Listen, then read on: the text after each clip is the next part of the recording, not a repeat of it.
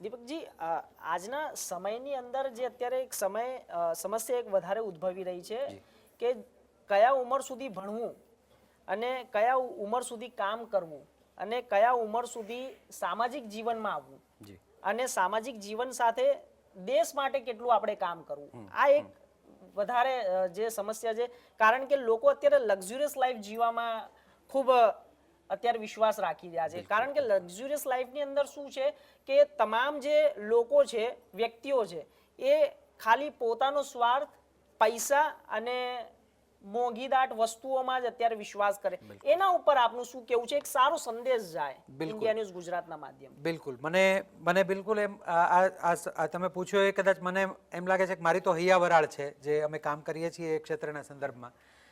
પહેલો પોઈન્ટ મને એવું લાગે છે કે તમે થોડા સેગમેન્ટમાં કહ્યું કે શિક્ષણ કેટલું, કરિયર કેટલી, એમાંથી મને એમ લાગે છે પહેલાં તો આપણે એક લાઈફને એક હોલસમ એરિયાથી ના જોઈ શકીએ.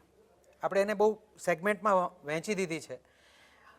આપણા પુરાણો વેદોએ વહેંચી છે. 25 વર્ષ સુધી બ્રહ્મચર્ય આશ્રમ, એ આશ્રમ વ્યવસ્થા આખી 25-25ના 4 સેગમેન્ટ છે જ. પણ એમાં જે એક હોલસમનેસ છે, એક એમ કહેવાય ને કે બધું સર્વાંગીણ જે છે એને આપણે જુદું પાડ્યું છે. અહીંયા આપણે બેઠા છીએ અને આ બાળકો પણ બેઠા છે. બાળકોને હું એવું પૂછું કે એણે કદાચ આપણે બધાએ પણ આપણા મા બાપ પાસેથી સાંભળ્યું હોય અને આ બાળકો પણ એના મા બાપ પાસેથી સાંભળ્યું જ હશે. જરા પ્રોસેસ કરીએ આ વાક્યને કે ભણવામાં ધ્યાન આપો, સારું ભણશો તો સારું કમાશો. સાંભળ્યું છે? આપણે સાંભળ્યું છે આપણા શિક્ષકો મા બાપ પાસેથી, સારું ભણશો તો સારું કમાશો.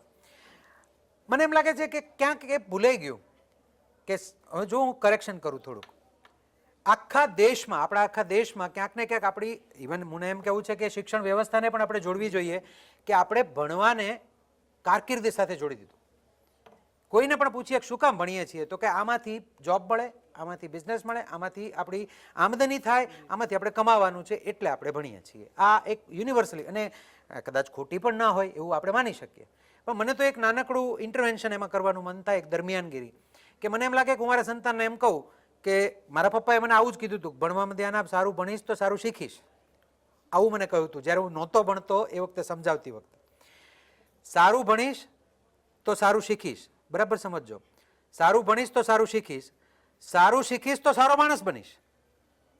સારું શીખીશ તો સારો, કારણ કે શીખવું છે એ જીવન બદલે છે, જીવનને વધુ સારું કરે છે.